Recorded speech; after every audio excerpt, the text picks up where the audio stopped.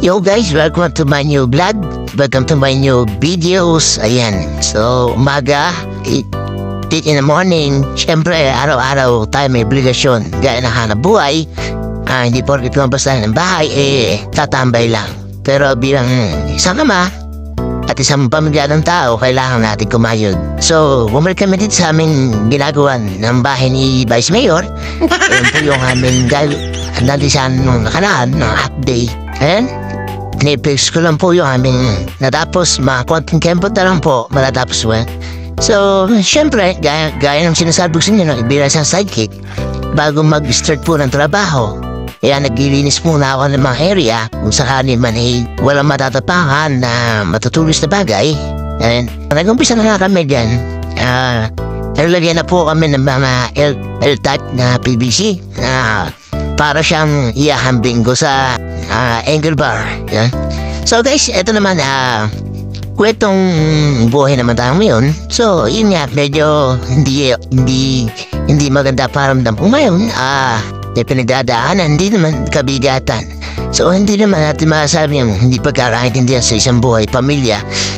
Medyo nagdamdam ako kasi nga, sobrang sakit yung naramdaman ko na ito yung alaga kong aso na ipinagkatiwala ako sa pamilya ko.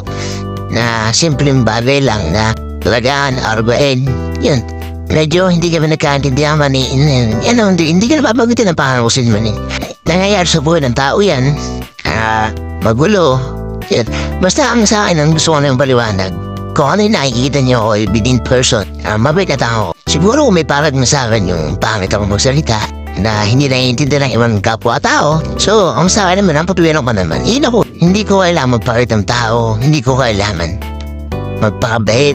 Pero, hindi ako yung tipong tao na nagtatago sa katotohanan. May mga taong ayaw sa akin, so ang sagot ka naman doon, kung ayaw nila sa akin, ang sagot ka naman doon, mas lalong ayaw sa inyo. So may mga taong didikit lang sa amin pag may kailangan, pag wala nang kailangan at wala na. Yung sinasabi na ibang tao na kilala ka naman tao pag mayroon ka. Pag kailangan ka nila, nandiyan ka. Kung kailangan mo sila, hindi mo naman silang matakbuhan. Hindi lang nangyayari yan sa ibang tao.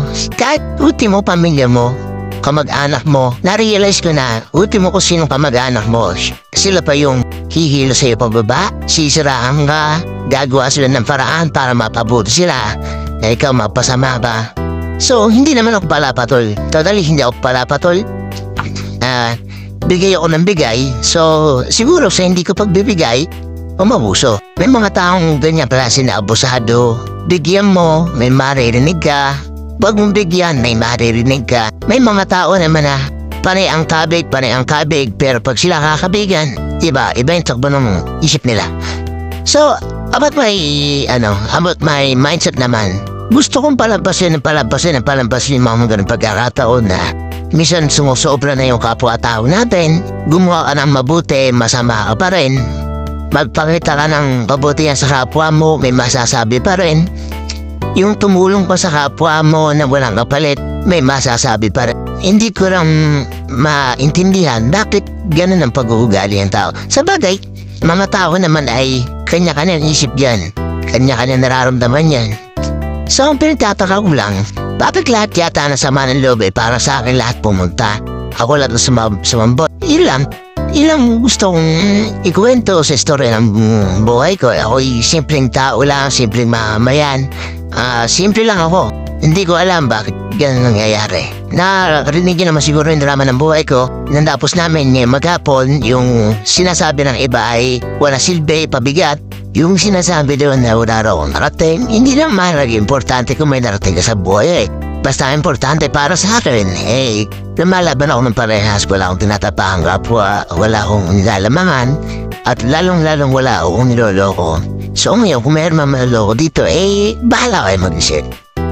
Yan po yung talent na natapos namin. Hindi ko inaasahan at hindi ko inaapala na isa ako sa mga taong gumawa niyan.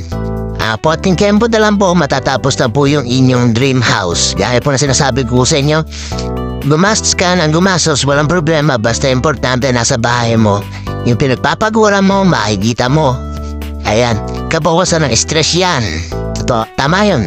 So, ako naman nagkabahay, hindi ka naman sariling pagod. Kaya siguro ining dahilan na mga taong hindi kontento, wala nang ginawa kundi manira na manira. Ang sabi natin may inggit. Inggit na siguro siya. Shoutout sa mayroon na bahay na si Boss Brian, yan. Ay pasyat siya ng konti, medyo natuwa siya sa ginawa namin. Pinaunlakan naman namin siya kasi bahaga pa nga naman at tatapos namin yung mga materials na dapat ikabit. Ayan na po yung pinaka-update ng bahay po niya. Ayan. So ito yun naman, konting-konti na lang. Yun, flex ko medyo may tinuturo si Boss Ryan niya para may ipapabago yata sa pintuan. So guys, hanggang dito na lang muna aking video. Ako ang yung Daddy Lods. Please follow Facebook page Kanilan Christopher. Yan. Sa mga mag-i-inquire po at sa mga nais pong magpagawa at sa mga nais pong magtiwala, andito lang po kami. Thank you po for watching my video. Bye-bye. Ingat po palagi. God bless.